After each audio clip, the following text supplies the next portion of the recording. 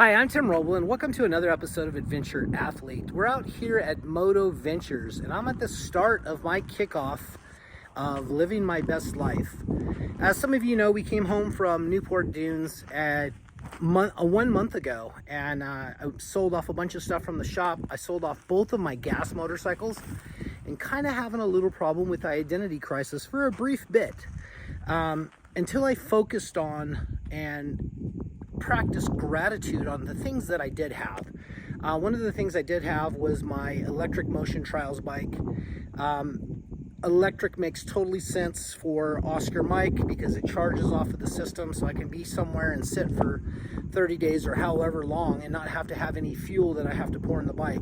No air filter to service, nothing like that. So I bought this bike in 2001. I think I was the first person in the United States to actually get one of these. Pre-ordered it, took about 9 months to get. I'm absolutely thrilled with it. Like I said, no air cleaner, no gear shift, no having to take a 5 in a section because you stall. The thing works so well. It does have a diaphragm clutch on it, and it works super well. It's probably on par with anything KTM makes. Probably like a clutch off of a 150 is what it feels like. Super light pull. I have upgraded this bike a little bit with the Öhlins rear shock, and then I did a heavier duty fork spring in here. And I just got done riding the loop. I did 2 laps. It seems like the loop is about 3.2 around. We'll see about what that is tomorrow. But set tire pressure at 7 psi front and rear. Tomorrow I'll take the front down to 6 and the rear down to 5. But being that this bike has sit for about 6 months, since April, you tell me how many months that is. I came out here with about 15 psi in the wheels, rode it around, and then came down, air down, and did a second loop. Bike is working phenomenal. For those of you that are paying attention, back into the adventure truck. This truck is still currently for sale for $65,000 firm. I'm not going to go any lower than that. I'm going to use it until it sells. I moved back into it starting this last Monday. I'm happy I did that. This thing is a phenomenal vehicle, and I got rerouted on the way here. And being how well this thing does driving through tight canyons and roads, thank God I wasn't in Oscar Mike on this, and that's why I brought this for this weekend. Taking this home, I'm going to unpack some food and a few things out of this, put it in Oscar Mike, and then I hope to head to King of the Hammers, Boone Road out Wednesday in Oscar Mike, and stay out there for 3 or 4 weeks. See how that goes. You guys have heard me say this several times. When I come out, I have a dish hopper with this auto track satellite on the roof.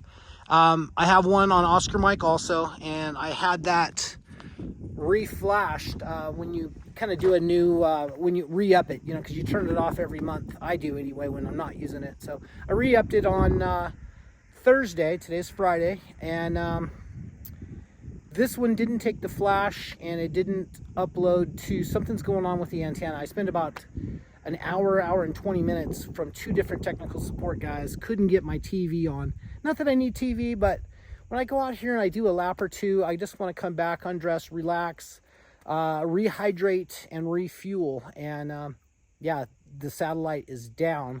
But luckily for me, I took one of my extra Fire Sticks with me, and I'm able to pair that off my phone now as a hotspot. I'm sure I'm going to burn up my data, but it should get me through the weekend watching some YouTube and Netflix and so on.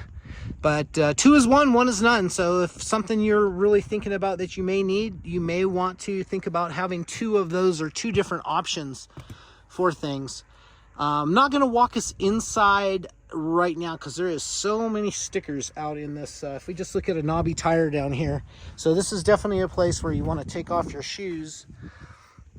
And there's this little goat heads everywhere. So yeah, shoes are going to stay outside this this trip. Usually it's not that bad out here. In the winter, this loop is absolutely beautiful. It goes up through these hills and down through a wash, through a stream bed, out and around through the hills, and then back this way. But back to the truck. I'm super happy to be back, moved back in this. You can see a fire extinguisher back in it, first aid kit's back in it. It's all set up and ready to go. It's ready for the weekend. It's comfortable. I added another blanket because I had removed a blanket in that. But other than that, it's still in its current condition and currently for sale. I cannot believe,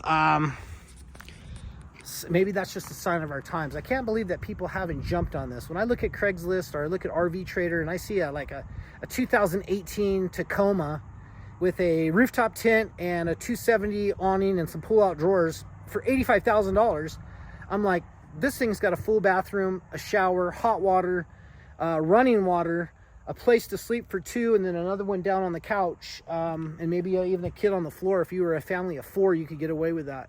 But this thing is a perfect weekender, week longer, 2 weeks, you know. About 2 weeks in this rig, you start running out of raw materials, water and such. But it's great for a bike. Bike comes right down the middle. Couch folds up, and you could put with a trials bike, you could do a trials bike and 2 mountain bikes. But I got all my tools back in here, got all set up. I'm super, super stoked. I think that's my 3rd time saying it, but you can just kind of tell how I feel about the future. I came home from Newport with an agenda of putting everything for sale and trying to journal and try to figure out what am I gonna do here, and I want to be back out in the truck.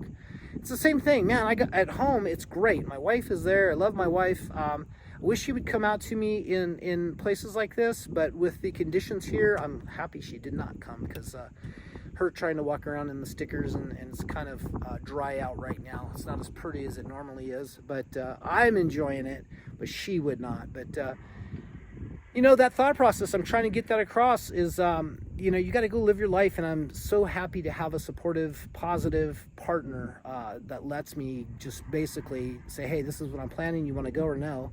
And most of the time she's saying no for my events outside.